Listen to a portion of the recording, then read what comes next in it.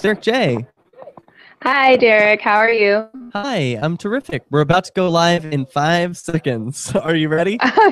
Yeah, sure. I'm ready. Okay, great. One more time, your name pronunciation for me, please. Tama. Tama. Okay, terrific. Thank you. No problem. Hey, welcome back, everybody. This is CopBlock Radio, and welcome to the top of the second hour here with you live at lrn.fm and also at copblock.org/show, where there is a chat room built into the webpage, as well as a webcam. You can see what's going on in the studio, and join us there. Get interactive. Right now, we are speaking to Ma Clark, who is the subject of this amazing a piece of literature that has been produced. I am just floored at what you've written. If you don't mind, I'll just call you Big Balls, all right? Yeah, and that is our co-host Dio, also here with you. So it's Derek J and Dio here on CopBlock Radio. Thanks so much for being with us tonight. No problem at all. Thanks for having me, guys. So you've got a heck of a history at your website. I've just discovered it today. You have been on my radar for about the past week since I saw a couple of friends I know at another show I do called Freedom Fiends. One of them is a lawyer, and he sent this to all of the Freedom Fiends and said, like, stop what you're doing and read this right now. He could not believe the way that you were speaking to the judge, and he's an anarchist, so he was, he was like, wow, I agree with everything this woman is saying, and her courage to say it in the way that she does is pretty amazing and unprecedented. I don't think he's ever seen anything like it. I know I certainly haven't. So I am just floored by your courage. What has inspired this? Can you give a little bit of backstory to, like, how did this start? Sure. Where did this come from? Okay, well, this particular federal lawsuit started in July of 2014, but of course the real story starts before then, back in 2010, with the infamous mugshot that's floating around everywhere. But anyhow, basically in this lawsuit, there's so much more to it than just that notice that everyone's talking about. That only represents about 1% of the totality of the proceedings. And so pretty much throughout the whole case, the judge has been he was being very unfair. He wouldn't let me, say anything. Everything I put on the record, he would take off of the record. And to be completely honest with you, all of the paperwork I was presenting was very revealing, and it was not helpful or favorable to, quote unquote, the system, And so I sent in a lot of paperwork and whatnot, but it doesn't appear on the record. It's just been erased. And then back in October, the judge started denying me access to the court. He directed the clerk to stop sending me communications, which makes it impossible to continue prevailing against the defense, which is what the situation was. It was the Assistant State Attorney General of Georgia and 2 other private federal attorneys teamed up against just me, and they couldn't defeat any of what I was saying. And so they just started denying me access to the court. So then I filed a notice that I was being denied access to the court, and then go ahead. Moment, yeah, pause there for a moment, if you will. I'm curious about you being denied access to the court. I personally am banned from the courthouse in my hometown of Keene, New Hampshire once upon a time for singing outside in the parking lot. The sheriffs didn't like that, apparently, and they banned me, but that was found unconstitutional. Is it something similar to you where they just said you're not allowed on this property? No, they didn't say I'm not allowed. He didn't officially issue any type of record. The way that I knew is because they just stopped corresponding with me. At first, I was receiving, all of the motions and things like that from the defendants. And then all of a sudden, I didn't hear anything from them, and they weren't responding. And after I filed that notice that I was being denied access, then several months later, here we are, and I get an order from the judge and a judgment saying that the case has been dismissed because no opposition was raised to the defendants, which is a complete lie. We had been fighting, very intensely, hundreds of pages fighting, over the matter. They denied me access to the court and then issued a judgment that since I didn't oppose. How did you educate yourself this way? I mean, I was confused just reading through the legalese, and I've been to court more times than most people. I can read a legal document and make sense of it, but yours were just like professionally written. Did you have some help here? I mean, how did you educate yourself about this stuff? I wouldn't know thing one about this. I'd have just been like, I didn't thank you. have Don't help at contact all. me again. And I'm good. Wait, what? What, Dion? I said I would have been like, thank you. Don't contact me ever again. Don't send your agents to be giving me tickets and shit like that because I'm not coming to court. You said I don't have to anymore. Yeah, I view like these things as like magic spells, and you have to learn you have to read through their books of magic spells and use them against them. Like, you seem to have done that very well, and I'm just wondering how you were able to achieve that. I worked completely by myself, to be honest with you. I do have a background, like a higher education background or whatever. I went to college and things, and I triple majored in Spanish, French, and international studies. And my intent was to become a lawyer until I saw how things really worked. Like, I was one of those naive people who wanted to help people, not really understanding that that's not the way things always work. And so once I realized that, it wasn't like that, then I didn't want to be a part of it anymore. And so what I'm saying is I educated myself. I studied on my own. I just went back in history and just read everything. I was reading everything: congressional records, Supreme Court cases, legal dictionaries. I mean, you name it, anything that's relevant. Anything I get my hands on. I was not sleeping, and literally in about a month's time, I didn't sleep or anything. I was just reading and reading and reading and like beating myself over the head to try to make sense of all of this. Like, how is it that this Declaration of Independence clearly says unalienable rights, but then I'm turning on the TV and seeing this, foolishness? This is not adding up. So there's something that I'm missing here. And I just kept going at it until it started clicking and making sense. I just basically said, I'm not going to stop until I get it. And then I got it. What's your relationship like with the police in your town? They don't bother me. They don't bother me at all. And sometimes I'll see them when I'm out, like at, Chick-fil-A or something, or, somewhere. And they're really nice. They're very helpful. They like try to play with my child and stuff, which is a little weird, but, I don't hate anyone, but they're very nice to me. They're very respectful toward me. And even the court in this situation, what people need to understand is there's a reason why, all of this has happened, but the court hasn't even tried to do or say anything to me. Maybe because they can't do or say anything legally. And that's what was revealed in the case. So, yeah. So, like, what's your end game here? What do you want to get out of all this? It started out about my family. That's how it started out. But over the course of studying all this and realizing just how heinous and deep-rooted this whole thing is, now it's not about just us anymore. It's about everybody. It's about this stuff is messed up, and what they're doing is really, it's not okay. So it's about, speaking out for everyone's human rights. Everyone who's a human should have access to those human rights. Enough of the foolishness, enough of the lies, enough of the tricks and games and all of that. Like, start treating people like people. Can you help me understand what I was reading when it says it's a complaint and you're the plaintiff? I'm used to reading documents where I'm the defendant. How did you get to be the plaintiff? Oh, it wasn't easy. There were actually 2 federal lawsuits filed almost simultaneously. There was this one, and then there was a federal habeas corpus that no one kind of really knows about. But I had to fight like HELL to get in the courts. You can they curse were sending on this program. That's okay. We're after hours. Oh yeah, this is CopBlock Radio. Well, I had to really fight to get in court. They were sending my paperwork back to me saying, oh, the filing fee is incorrect, or, oh, it's the wrong venue, all kinds of stuff. And I wrote them letters, certified letters to the judge, to the clerk, everyone, like, you're not going to fool me. You better hurry up and file this paperwork, type of thing, where I get upset. Because they tried everything to keep it out of the court. That's what people don't understand.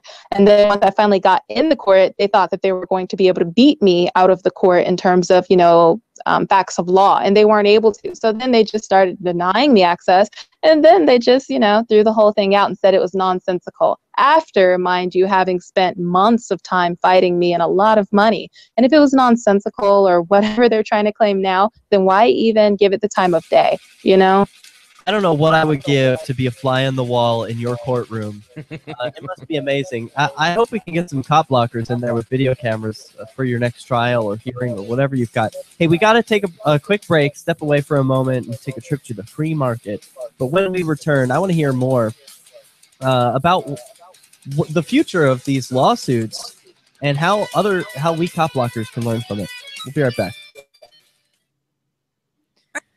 Wow, amazing. Okay, so we have a 4-minute commercial break, so you can like relax and get water or anything. How you doing? Oh, I'm fine. Am I doing okay? I mean, I've never gone on a radio before, so I know I talk fast sometimes. It's okay. There's only 3 people listening anyway. No, that's okay. I'm kidding. There are more. That's an. But yeah. So you are doing great, and I would love to know more about like what it's like in the courtroom, because I myself I go to court all the time and like to record other people's trials and try new strategies of like getting out of whatever, a speeding ticket or it could be small things or big things, but I want to know what it's like your relationship with the judge. Like the judge in this town, it's a small town. I don't know where you are, but he like knows me, you know. The police know me, and for you to say like, oh yeah, they play with my kid, that sounds like a lot like where I'm from.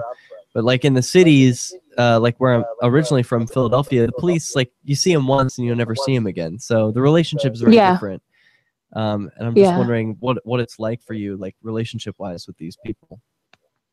Well, I don't interact with them in person. These legal proceedings have been taking place through the mail, because you know how you can file legal documents through the mail. Awesome. That's good. Because I imagine they probably would have pretty negative interactions with you if it were in person. I'm so glad it can happen just on paper, because they can't cut you off on paper. You know, they could have you arrested for contempt or something in person, but they might try, but honestly, it's like when you know your stuff, you have like a certain air about you, and people don't even approach you the same way. You know what I mean? Like, oh, okay. See, it's a bit of a psyop. I guess so. You know, we're not on the air, right? We are. This portion is recorded as well, so don't say anything that you wouldn't want to go out over the airwaves. But no, the greater listening audience is on LRN, and that comes back in a minute and a half. Okay, no problem. Yeah. So I was just gonna say, I mean, I don't mind if people know, but I was just gonna say, like, I don't have a driver's license, but the cops don't bother me. Wow, that's amazing. I have some friends who have done that. They usually do get arrested after a certain amount of time, and they have to go to jail. Me. No. But I'm glad that hasn't happened to you. That's not going to happen to me. I wish they would try me like that. Are you kidding me? Hey, they don't have a legal right, you know, and I can prove it. Yeah, hold on 1 second, Dio. One of the regular listeners of this program, he calls in on occasion trying to tell. You know, I'm amazed by that.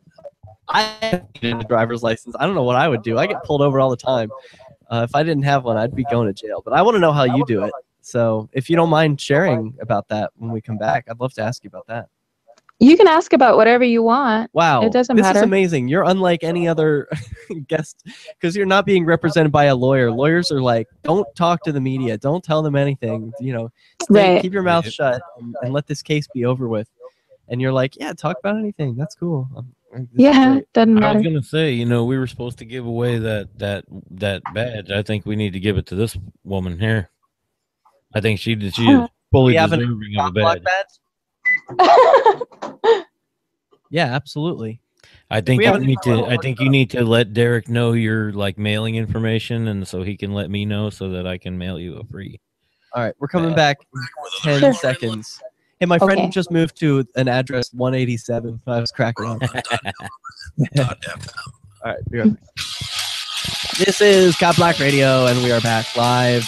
You can dial in 413-418-COPS. 413-418-COPS gets you on the air. We're speaking with a very special guest who wrote something that really honestly changed my life in the way that I view interactions with law enforcers and judges. I am in court like at least once a month, and if I talk to a judge the way she writes to one, I would be in jail for a long time for contempt. But somehow it doesn't happen to you, Miss Clark. And I would like to know, you said it's something about the air that you present yourself with. Yeah. I don't know. It's just like an air of confidence. You know, when you know what you're doing, like, okay, if you're going to go ride a bike or something, if you really know how to ride a bike and you get down, you know, then you're not going to be all nervous, or everything about your whole, you know, disposition is going to communicate that. And you're just going to get on the bike and ride. That's it. You know, no one's going to come running up to you to like spot you to make sure you don't fall, because you're not presenting that aura about you, I guess, maybe. Yeah. That you need that. Yeah. That's a great analogy. You know, when I am in court, I often feel like I've been put into the major leagues and I'm up to bat and I haven't been told the rules. And here I am playing against all the professionals. You know, that's so unfair. So, I mean, how do you get to the point where you can stand with confidence at the, I guess it's not the defendant's table, it's at the plaintiff's table? You're not you're not prosecuting, right? You're not a prosecutor. I am prosecuting in the sense that whenever you're like bringing charges against someone, then you're trying to prosecute them. But I'm not a prosecutor in the sense that I'm not like a state official, attorney general, or a district attorney bringing criminal charges against someone. No, but I am prosecuting a case. Yeah. Or I was prosecuting that case. Yeah. Yeah. It's like plaintiff defendant type deal. Yes. So what are their charges? A lot of human rights violations, and the original complaint, which is going to be the paperwork that initiated the proceedings in the first place, is, I believe it's 38 pages, so it's extensive. So for me to sit here and try to list everything individually, it would be absurd. Right. But it's just a compilation of human rights violations. That's all. Yeah. Well, so I'm curious. I was reading about some of your claims about the Universal Declaration of Human Rights and all that. And I'm like, yeah, the government, they never follow their own rules. I mean, are you really surprised? Do you believe that they are going to follow their own rules? Honestly, do I believe the government follows their own rules? Yes, I do. I believe that people don't. Wait, no, let me finish. I believe they follow their rules. What I believe is that people don't understand the rules. I believe that they present the rules very misleadingly or whatever. This is that argument that the system is working exactly the way it's designed to work. That's exactly. It's working how it's designed to work. And what people need to understand is it's not designed to work the way that propaganda and the media wants you to believe. It's working the way they tell you it's working on paper. When you go through those congressional records and study history, you see they're doing exactly what they're telling us, but people don't read, people don't study, people don't take the time to educate themselves. If you're in their schools and you're receiving their education, then the education is probably going to be consistent with whatever agenda that they're wanting to push, you know? So common sense type of thing. But do I like the way things are going? Obviously not. Do I agree with the way that things are going? Absolutely not. But do I think that they're following their own rules? I know that they're following their own rules. I'm just trying to expose what those rules are, because people just have no idea. So I want to, while we have you on the line, I want to get something clear about your relationship with, I've lost his name. Is it Jordan? Jason. Yeah, sorry about that. Yeah, Jason. The mainstream media can be very unforgiving. So can you set the record straight about what the relationship is between you two? Jason's my husband, and I love him dearly. That's my husband. Isn't it weird? Do you think it's weird that the mainstream media reported him as your child's father, your or child's whatever. father? Yeah, I was like, what? To be honest, like I said, okay, the short answer is yes. The longer answer is, to be honest, when that whole situation happened in 2010, it hurt me because I was like younger. I didn't know. I was naive, call me crazy, but I was naive as to how people and the system, quote unquote, works and how much corruption there is, because it had never plagued my life personally. It just wasn't a part of my reality.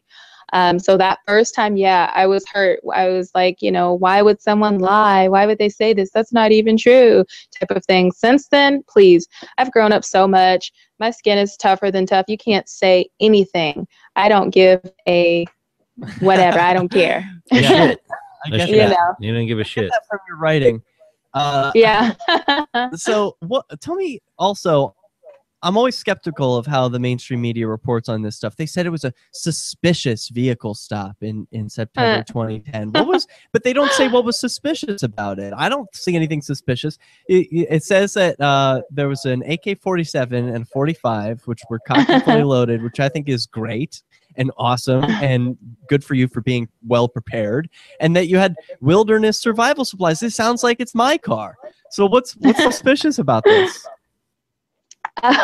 Well, to be honest, we weren't driving. I wasn't driving. I was already stopped. I had just come from the McDonald's, which was like up the street from where I had pulled over because I was tired. So no one stopped me. It was more like I was already stopped. And a female officer, she's like, I don't know, short red hair or whatever.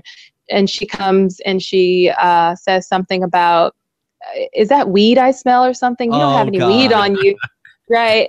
And I'm like, no. And I was naive. Cheeseburger, moron. I don't have any weed. She's like, well, then you won't have any problem with me searching your stuff, would you? And I'm like, are you allowed to do that? And she's like, if I wasn't allowed to do it, then would I be asking or something? And I'm like, okay, go ahead, type of thing. Naive, like I said, I didn't know. So yeah, it just started there and went on downhill from there. I have to ask you, because I can hardly believe I'm actually speaking with you. Did you actually write the words, just for the record, you are a hoe, this court is a hoe, and I will backhand you both should you continue to waste my time? Yeah. That's amazing. Where can people learn more about you? You have a website, right? Yeah, I'm working on it. It's not like all that, but it's tamajadaclark.com. tamajadaclark.com. Yeah. All right, and that's where I am right now. That's actually where I got some of these documents I was reading from. Where'd you get your... So I don't know what the most recent one is. Is that the most recent one where you called the court a hoe? That was April 15th of this year. Yeah. Right? And you've got documents going back to 2009? I've got a lot of paperwork. That's the thing, that this has culminated over the course of years of trying to fight corruption within the state of Georgia, like legal system on the state level. And with no luck there, then I'm like, F it, I got to figure out a way to get into federal court. So then I started studying federal law, and then I got into federal court. Who are some of your inspirations? Real quickly, this is the last 20 seconds. Janis Joplin. I don't know. Everyone who's willing to stand up and have a voice in the face of like oppression, adversity, anyone who's willing to speak out, those are who my inspirations are. Amen. TimajadacClark.com. We'll have the link at CopBlock.org. This is CopBlock Radio. Yeah. Wow, that was awesome. Thank you so much for being on with us tonight. I am honored that you would grace us with your company. Ditto. No problem. Thank you for having me again.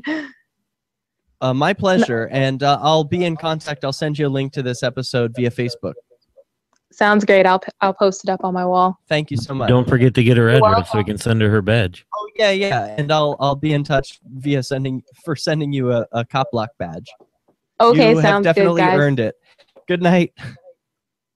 Wow, she was so awesome. Holy cow! I'd say she earned the badge. I think even Straight Razor would understand. I can't believe how cool that was. Like, I'm still just reeling. You think even Straight Razor would understand, right? Straight Razor, the cop. Yeah, he was the one who we were supposed to give the badge to initially, but we're supposed to give Straight Razor a badge, and we're giving it away to. I have to, because I don't have authorization to give away a second one, but she definitely deserves it. All right, so we're supposed to connect with George Sand now. Are we? Yeah. No, I think she's gonna go. She's saying she's gonna wait till next week. So we're gonna try to get the hands up, don't shoot, guys.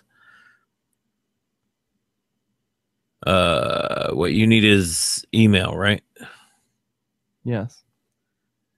Okay. You can send that over Facebook. Also, we have Nathan who wanted to call in. I'll try and get connected with him. All right.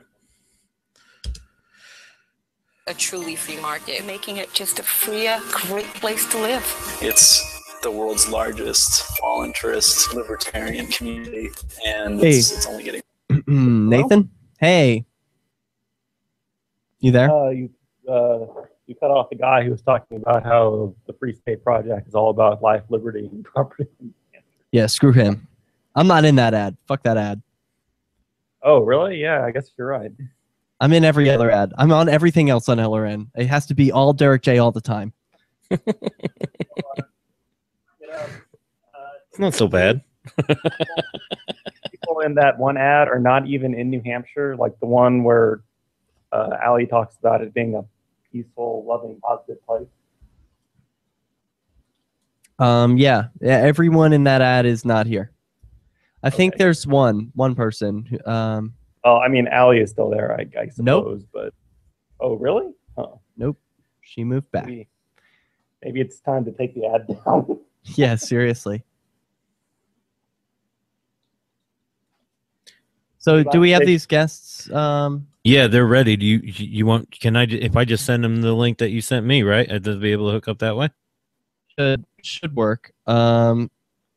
Otherwise, let me see if I have to add their email addresses. Okay. Did you send me their email addresses? I did. Okay, I don't see it yet, but you probably... Facebook. Yeah. I'm on the computer, it's not mine. Okay, I got it.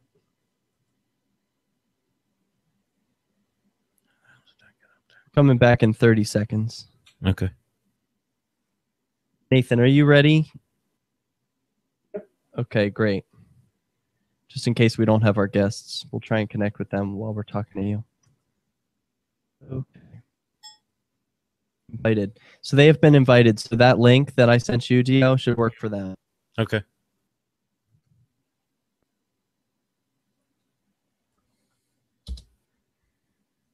If you enjoy LRN.FM, please contribute to your favorite shows via their websites and become an amplifier at amp.lrn.fm. That's amp.lrn.fm.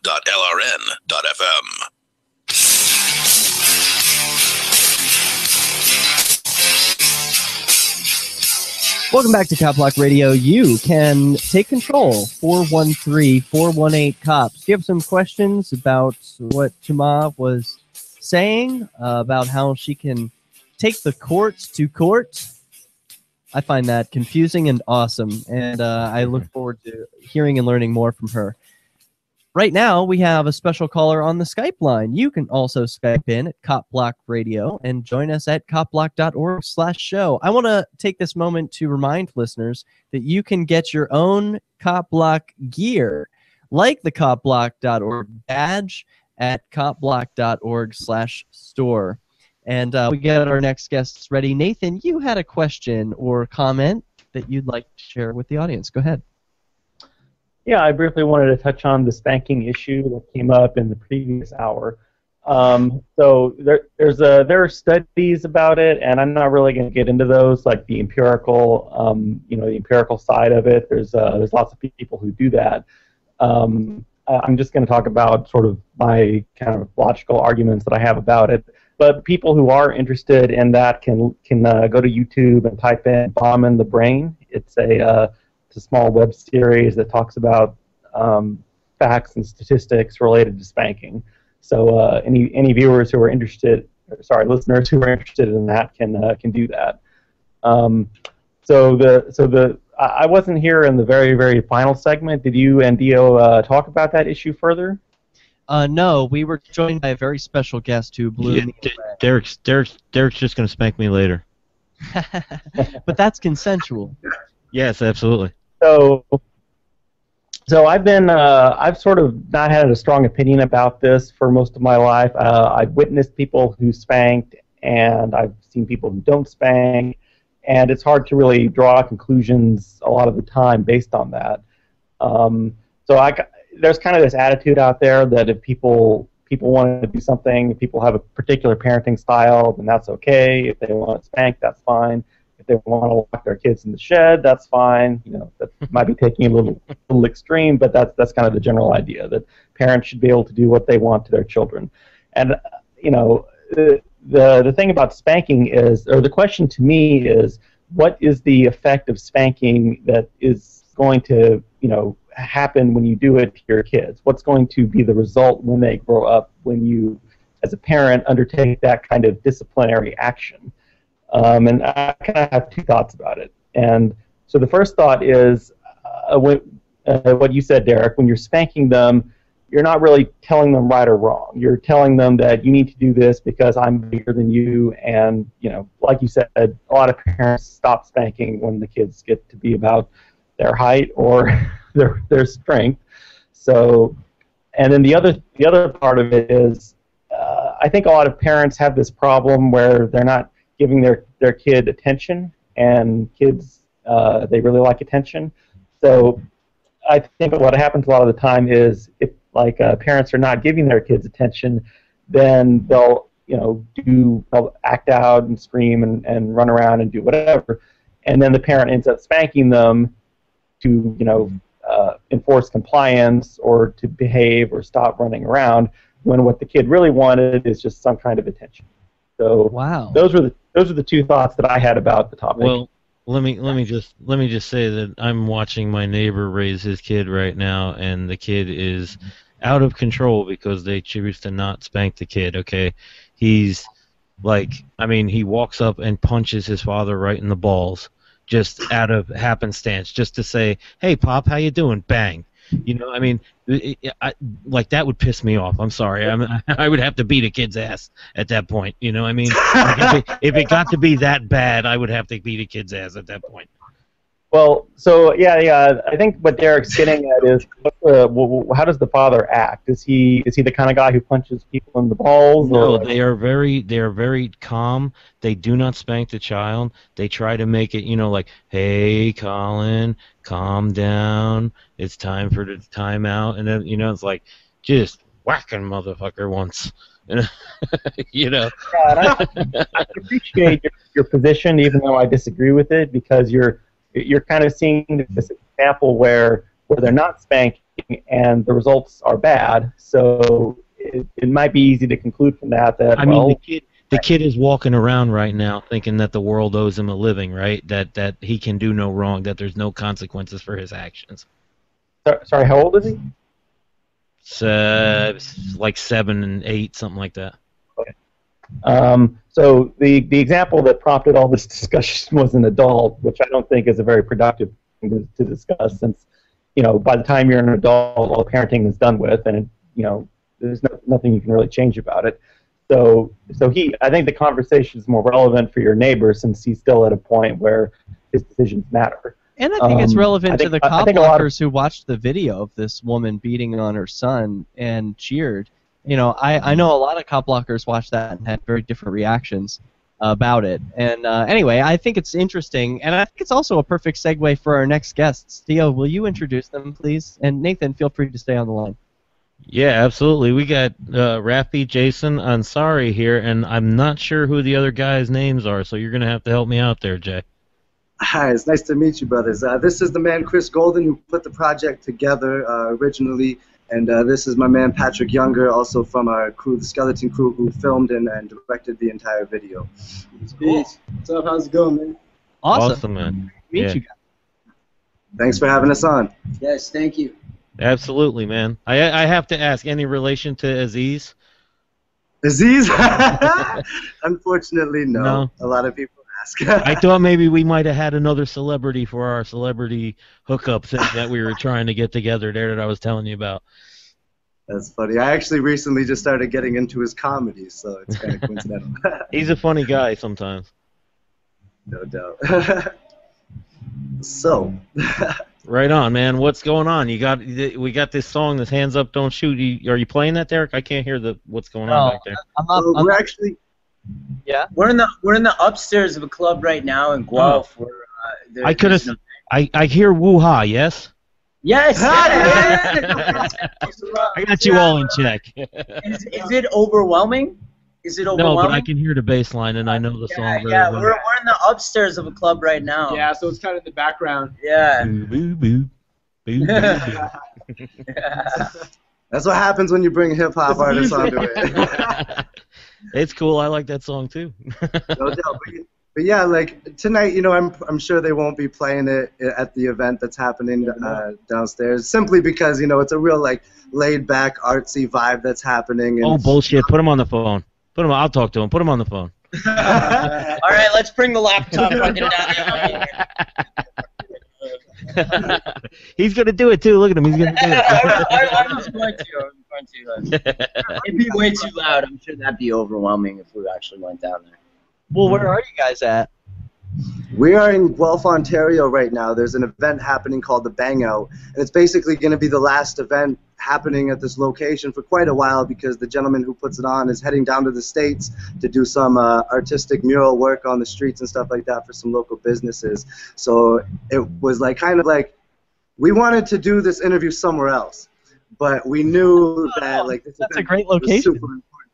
Yeah, What's that? Cool. This is like, you know, I wouldn't want you to do it anywhere else. I think that's a nice place. We're actually on the stage right now. We have a say. Our other homies here, Marcus. Yeah, that's our skeleton key over there, How's it sitting going, on the man? stage, and you can check the venue out here. Oh wow, that's cool. Yeah, that's a big place. So what does this mean for the future of you guys? You have other venues, presumably, in this location in Ontario. I'm sure there are many. Oh yeah, there's a ton of venues that are really helping out the hip-hop artists around here. And like generally, like the hip-hop scene has been growing drastically in the past few years, whereas like 10 years there it was pretty much non-existent, you know? But it is really an untapped resource here in Canada. That there's a lot of talent in Canada. That it is a very untapped resource, and it's a very unfunded resource. That everything from our film to our writing to our music to everything is a very underfunded project. That if we were given the same budget as like Hollywood or something like that, we could do some stuff. You know what I mean? There's a lot of untapped resources in Canada, and I want to ask you about Baltimore when we come back. This is CopBlock Radio. Yeah, definitely. Thank you. Yeah, rock on. Thank you so much, guys. I think I've got your song queued up, so we've got a 4-minute break right now. Are you able to hang through with us? Yeah, sure, definitely. Yeah, we're just chilling. This is awesome for us. Yeah, like, it's a good thank night. you so much. Yeah, no sweat, man. Again, thank you for coming on too. That's like I said, we're trying to reach out to celebrities. I think you guys are the next in line. So this is the most celebrity we've ever been. We'll get you hooked up. You'll be touring with fucking Bulletproof and Tech 9 and shit. Yo, and we'll be rocking CopBlock shirts all the way, bro. Yeah, man, we'll rock that ourselves. We're still waiting on the mail. Canada Post isn't so great. Actually, we've been trying to. A couple of people here, friends of mine here in Ohio, have been trying to flesh out this. We're calling it Justice Fest right now. It's not really anything yet, but we were thinking about bands and it's all in the just idea stage right now. But if it's something you'd be interested in, it'd definitely be something we'd like to have you do. I travel. Yes. Yeah. I'm definitely down. If I can get across the border. Yeah, make sure you get the Canada insurance so you don't have to hurt yourself over here and then be caught. As long as it's not martial law down there. When I'm like, I can't promise anything. I really can't promise anything. I bet. Is that how people in Canada view us in the United States? What's that? Pardon? Is that how you all think of us in the United States? Like it's troops on the street or something? No, we have that here. We had that here with G20. You know, we had that here with shit in Quebec. I forget what protest it was in Quebec, but we have the same policies here in Canada, but it's less to a less extreme here because we have less population. And so we just see less extremes. Like, you know, you guys get like a 9/11 and we get like some bullshit thing in Parliament, right? And it's like... Well, no, you know, the G20... G20, the G20 was in Vancouver, right? I mean, that was a fucking serious deal. No, it was in Toronto. They might have had one in Vancouver. The G20 moves around, right? So I'm not sure, because I'm sure they had one somewhere else in Canada. Toronto was but yeah, Toronto was the last one in Canada. Mm-hmm. Hey, like last year, the Montreal. Where can I find your song? Because Dio sent me an MP3, but it's not playing for some reason. Is it on? Go to goldenthefirst.com, either goldenthefirst.com, or if you want our video on YouTube, everything is Golden the First. So GOLDEN the THEFIRST.com / cool. but Facebook. Yeah, I see it. All right, sweet. Okay. All right. Rad. Hey, did you guys hear? I don't know if you heard. You guys are at a venue. You're probably listening to music and stuff. But we had this guest on who told a judge in a court that they're a hoe, and that she was going to backhand them, like the hoe that they are. They told them what? That they were a hoe? Really? Oh. Well, you know what? I believe that every cop and every politician and everybody is technically a prostitute, right? Like if you're just doing your job for physical means, then that technically makes you a prostitute by definition, right? So I guess you're right. It's true. It's true. I'm gonna see if I can play this song. Oh Different shit! Body part, right? Different body parts. You can put the Liberty Radio Network on the air in your area. It won't play. I don't know why. FM to learn how. My computer. Gio, can you get it to play? I don't know if you'd be able to hear it if I played it. Try downloading it. This is... Hold on. I got it. Dial in 413-418-COPS if you've been talking about how cops are pimps and prostitutes. I mean, I don't know, I guess. We're talking with special guests. You can Google, what is it? GoldenTheFirst.com. First. I'm sure they have some links too that they want to toss out there if they. Yeah, what are you like? If you know. Yeah, the Skeleton Crew, myself, this gentleman here, Patrick, and two other gentlemen that are actually upstairs right now, jamming out. Because he was third on this song too. He couldn't make it tonight. He was in Toronto, but yeah, shout out to Mike Guts. The only other member that's not present right now of this project. Yes. And you were just... So you can actually find the new Skeleton. Oh, sorry, go on. What's that? Oh, I was saying you can find the new Skeleton Crew album at Skeleton Crew with a K. Crew with a K, skeletoncrew.bandcamp.com, and there's the full playlist there of all 16 tracks. Yeah, we just make conscious hip hop, you know. Yeah, we're just trying to make something. I can try to play this. I'm gonna try to play this way. See if this works. See if this comes through good enough. Oh my God, are you playing? I love this. Are you playing this through your phone, through your microphone? I'm gonna try to do that. Hold on. A whole new level.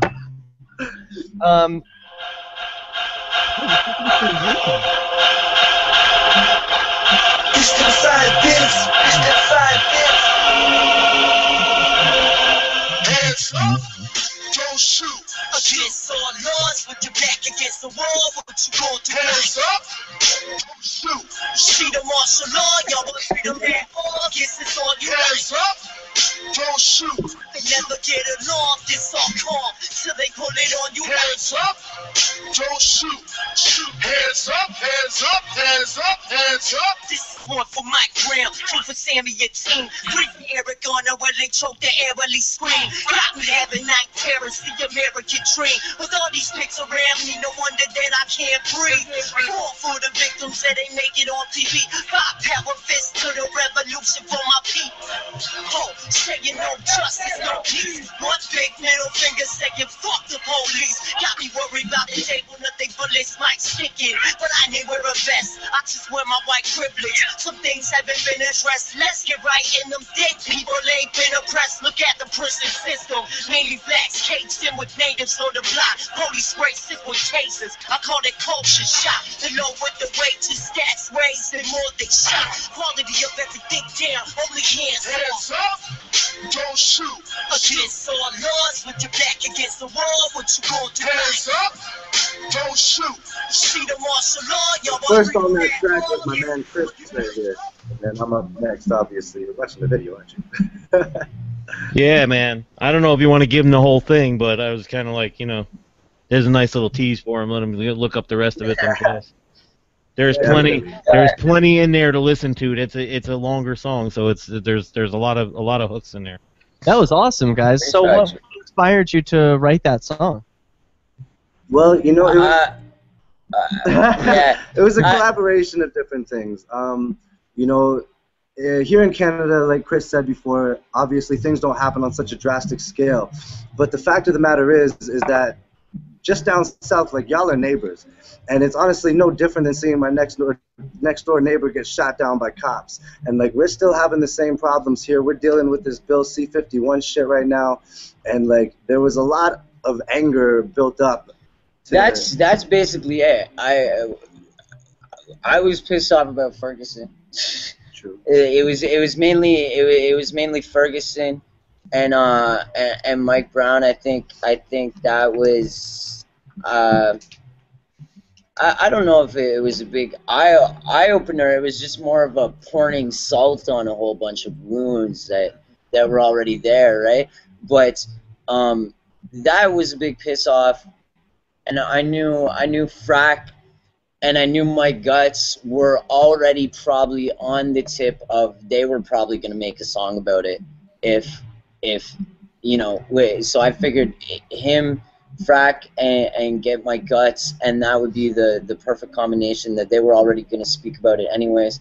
The three of us could come together. We could make a collaboration song about it and come up with Hands Up, Don't Shoot. Perfect. Like, movements and like times like this, they require a song. They're like begging for it. You know? Like the 60s had their songs, and we remember the Kent State. Sure. It's emotion, right? It's built up emotion. That's all. Neil Young, right? Neil Young's song Ohio is all about 4 people getting killed in Kent, Ohio. And respects to Neil Young right now, because Neil Young is one of like the main musicians who's speaking out against the tar sands in Canada right now. Canadian so like too, eh? Yeah. Check this out. It is true. I say A like. What you got, Dio? Nice. I don't even know what I'm looking at. Are you Canadian? St. John's, Newfoundland. Oh, you're really Canadian, brother. Yes. Hey, you know, speaking of you guys as being Canadian, you know, I live in New Hampshire, and we are pretty much neighbors. There's not much that separates us, even. We are, literally. Yeah, if it wasn't for the fucking passport, Derek, you could take a day trip anytime you wanted to. We'll get to it. But I do wonder, like, really, how affected are you by the Fergusons or the Baltimores? You know, I think this.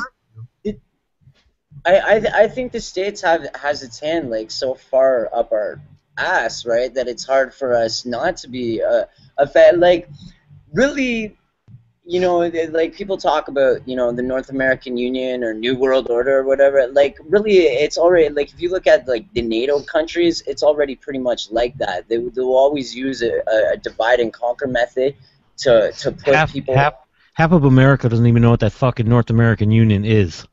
Yeah, well, but you know what? We're part of America. We're part of North America, right? Yeah, now. Yeah.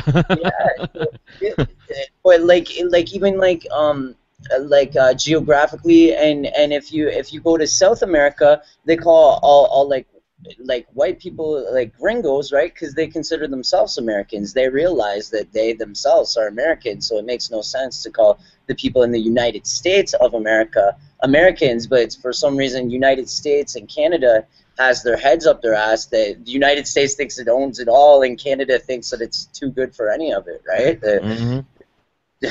Yeah, Canada's just sitting back going, hands up, don't shoot, okay? And honestly, like politically, like our politics are so affected by what happens in America. Like look at Harper and his defense mechanisms, just because of the people in Canada.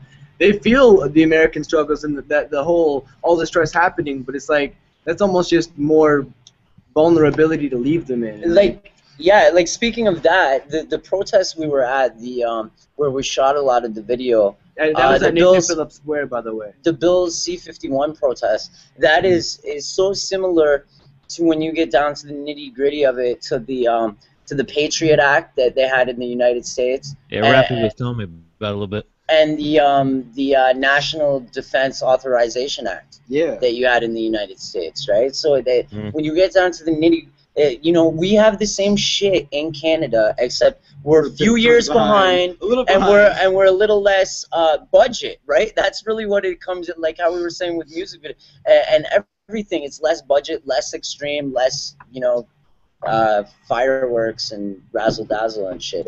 I think what it is too. Can I swear? Is that fucking A, dude? All right. I think, you know, personally, I think this song. That's New Jersey for Indeed. Personally, I think the song "Hands Up, Don't Shoot" it really represents something that Canadians forget that they need to feel. You know, I think Canadians feel too safe sometimes, and that you got to be reminded that, you know, like there is a situation at hand all around us, and you know, like the song's a bit of a reminder to connect us. You know, we're Canadians. We're with you. You know, we represent. We feel that. We want to relate with that. And you can. And we had shit here. Like we had Sammy Etienne. We had Dudley George. There's multiple things that happen in Canada. We had the Oilers winning the Stanley Cup. That's all it took. You got CSIS. This whole Bill C-51 gets more power to CSIS, and you know, like that's basically our FBI, and it's like your FBI is like on a larger scale than our CSIS, but we don't really need CIA. CIA, yeah, well, CIA, yeah, true. I guess it would be the CIA, but you're just such a larger scale, and you know, like. Sorry to cut you off, but we're coming up on the end of the show. Remind us one more time your website, Kickstarter, YouTube, Patreon, any links that you've got.